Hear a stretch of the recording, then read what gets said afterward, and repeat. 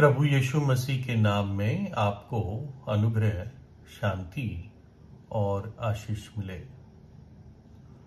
Doctor Cynthia Illingworth, ये एक lady doctor थी इंग्लैंड में, और इनका जो लाइफ स्पैन था, इनका जो जीवन इस पृथ्वी पर था, वो 1920 से लेके 1999, लगभग 80 वर्ष में एक वर्ष कम।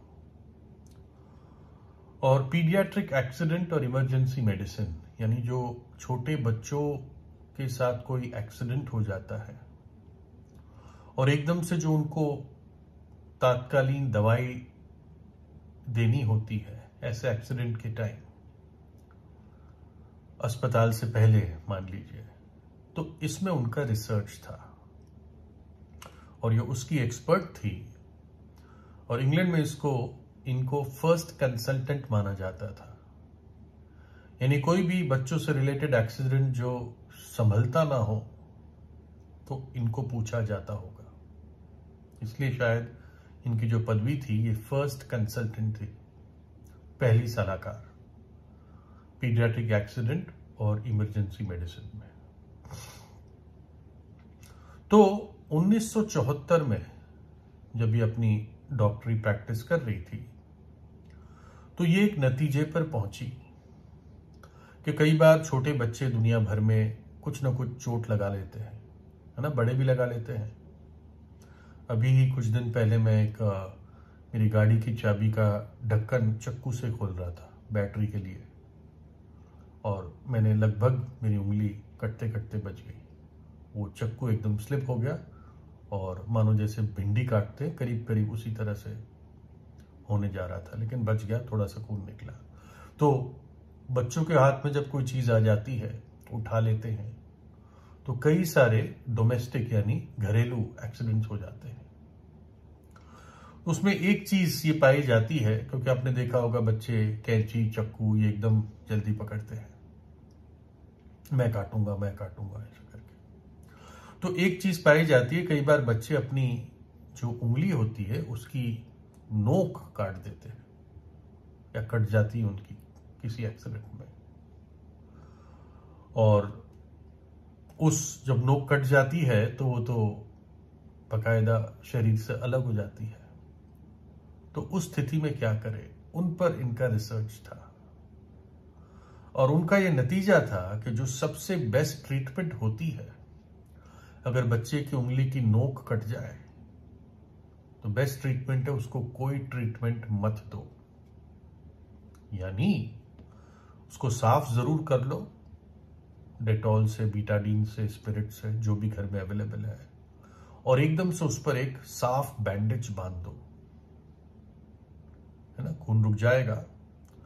और उन्होंने बताया कि फिर इसके बाद कुछ नहीं करना है, मतलब उसको ड्रेसिंग करते रहना है, बाकी कुछ नहीं करना है। अपने आप पूरी उंगली की नोक फिर उग जाती है नाखून के साथ। ये उनका रिसर्च था। उन्होंने कहा कि 12 हफ्ते में उंगली ऐसे हो जाती कि मानो कि कुछ हुआ ही नहीं था। लेकिन उन्होंने कहा 3 शर्तें हैं। पहला तो बच्चा 12 साल से कम का हो, तभी ऐसे होता है, बड़े होने पे ये पॉसिबल नहीं होता। दूसरा, जो नोक कटती है वो उंगली की जो ये पहला निशान होता है हमारा, उससे ऊपर हो। और तीसरा, कोई भी सर्जन इस पे सुई ना लगाए या छुरी ना लगाए, सर्जन से बचा के रखना, जबकि वो खुद इसी फील्ड में थी। और अगर सर्जन इस पे कुछ भी सर्जरी छोटी मोटी कर देता है तो फिर वो उंगली दोबारा वैसे नहीं उगेगी। बच्चा उंगली के मामले में उसके जीवन में कमी रह जाएगी।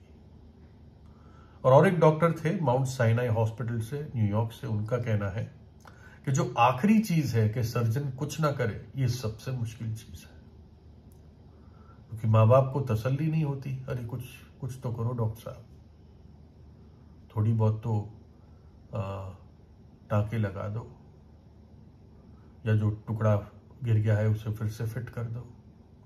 तो उनका कहना था कि ये सबसे ज्यादा मुश्किल बात होती है, क्योंकि सर्जन भी सोचते हैं चलो हम कुछ कर दें, लेकिन रिसर्च, डॉक्टर सिंथिया इलिंगवर्थ का रिसर्च कहता है कुछ नहीं करना है, बस साफ ड्रेसिंग करके रखनी है। बाइबल में एक ऐसा कोढ़ी था जो बहुत मशहूर था, राजा का सेनापति था, और वो परमेश्वर की भविष्यद्वक्ता के पास आया जिसका नाम एलीशा था। एलीशा ने कहा, तू जाकर यरदन नदी में 7 बार डुबकी मार, तेरा कोढ़ शुद्ध हो जाएगा, तू शुद्ध हो जाएगा। तब उसने परमेश्वर के भक्त के वचन के अनुसार यरदन को जाकर उसमें 7 बार डुबकी मारी और उसका शरीर छोटे लड़के का सा हो गया और वो शुद्ध हो गया। एक नई शुरुआत इस व्यक्ति को, जिसका नाम नमान था, उसको मिली। परमेश्वर की ओर से यह आश्चर्य कर्म था, है ना? लेकिन जो एक बात मैं जो बताना चाह रहा हूं कि परमेश्वर है जो नया जीवन देता है और उसमें हम कुछ जोड़ नहीं सकते। सर्जनों को इस उंगली को जहां कट गया था, सर्जनों का हाथ वहां से दूर रखना ये मुश्किल होता है, और अगर वो करते हैं तो ओरिजिनल उंगली फिर वापस वैसी नहीं होती, कुछ ना कुछ फिर कमी रह जाती है। और ये सत्य, ये प्रैक्टिकल जो बात होती है, इससे एक और सत्य हमारे सामने आता है। प्रभु यीशु ने एक बार कहा अपने चेलों को कि एक अमीर आदमी या जो पैसे से प्रेम करता है, उसका परमेश्वर के राज्य में प्रवेश करना कितना कठिन है। तो चेलों ने पूछा, प्रभु फिर किसका उद्धार हो सकता है? कौन बच सकता है? कौन मुक्ति पा सकता है? तो प्रभु यीशु ने कहा, जो काम मनुष्य के लिए असंभव है वो परमेश्वर के लिए संभव है। पाप का अर्थ है निशाना चूक जाना। हम सब चूक गए हैं, परमेश्वर की महिमा से हम रहित हैं, उसकी उपस्थिति से हम काट दिए गए हैं, और जो कुछ हम अच्छा करें या करना चाहे तब भी वो जो हम निशाना चूक गए हैं, कभी भी वो ठीक नहीं हो सकता। परमेश्वर के पवित्र स्तर से हम बहुत नीचे हैं।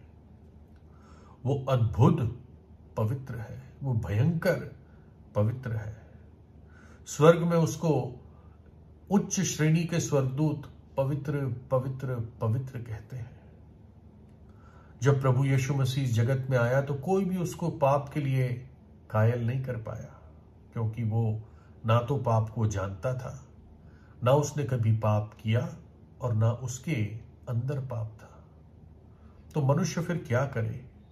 वो कैसे स्वर्ग जा सकता है? क्योंकि स्वर्ग में तो कोई भी घृणित या अपवित्र चीज प्रवेश नहीं कर सकती, और पापों की मजदूरी मृत्यु है, नरक का दंड है, अनंत काल की आग है, जहां पर रोना और दांतों का पीसना है। मनुष्य परमेश्वर को खुश करना चाहता है, सोचता है मैं कुछ करूं ताकि स्वर्ग जा पाऊं। वो सोचता है कि अच्छे काम या भक्ति या ज्ञान से मैं ईश्वर को खुश कर लूंगा। अपने दोषी विवेक को शांत करना चाहता है, जो विवेक उथल पुथल में रहता है। लेकिन मनुष्य की सारी कोशिशें निष्फल होती हैं। उसकी सारी कोशिशें और सारे अच्छे धर्म कर्म के कर्म, चाहे कोई भी क्यों ना करे दुनिया में, वो परमेश्वर की दृष्टि में मैले चिथड़ों के समान है। परमेश्वर को ही कुछ करना पड़ेगा, सर्जन को दूर रहना पड़ेगा, और इसलिए परमेश्वर ने अपने पुत्र प्रभु यीशु मसीह को इस जगत में भेजा, जो एक कुंवारी के जरिए पैदा हुआ। उसने अंधों को आंखें दी, गूंगों को बोली दी, मृतकों में जान डाली, कोढ़ियों को शुद्ध किया, लंगड़े चलने लगे, बहरे सुनने लगे, गूंगे बोलने लगे। और उसने अपने कार्यों से सबूत दिया कि वास्तव में वो परमेश्वर देह धार कर इस जगत में आया है। आखिर में कलवरी के क्रूस पर जाकर अपना बलिदान दे दिया, हमारे पापों को अपने ऊपर उठाकर हमारे पापों की सजा को अपने ऊपर ले लिया, अपना पवित्र लहू बहाकर हमारे लिए प्रायश्चित का प्रयोजन किया। यीशु का लहू हमें सब पापों से शुद्ध करता है। उस व्यक्ति के लिए जो अपने पापों से पश्चाताप करके यीशु पर विश्वास करता है। अब हमें कुछ जरूरत नहीं है कुछ भी करने की, सिर्फ विश्वास करना है। जैसे बच्चे की उंगली फिर अपने आप उग जाती है, एक नया जीवन आ जाता है, वैसे वो जीवन परमेश्वर स्वयं हमारे अंदर उंडेलता है। परंतु जितनों ने उसे ग्रहण किया, यीशु को ग्रहण किया, परमेश्वर ने उन्हें उसकी संतान होने का अधिकार दिया। अर्थात उन्हें जो यीशु के नाम पर विश्वास करते हैं, वे तो ना लहू से, ना शरीर की इच्छा से, न मनुष्य की इच्छा से, परंतु परमेश्वर से उत्पन्न हुए हैं। परमेश्वर वो जीवन देता है, नया जीवन देता है। पुरानी बातें बीत गई, देखो सब बातें नई बन गई उसके लिए जो यीशु पर विश्वास करता है या करती है। तो आज ही प्रार्थना कीजिए। प्रभु यीशु आपको आशीष दे।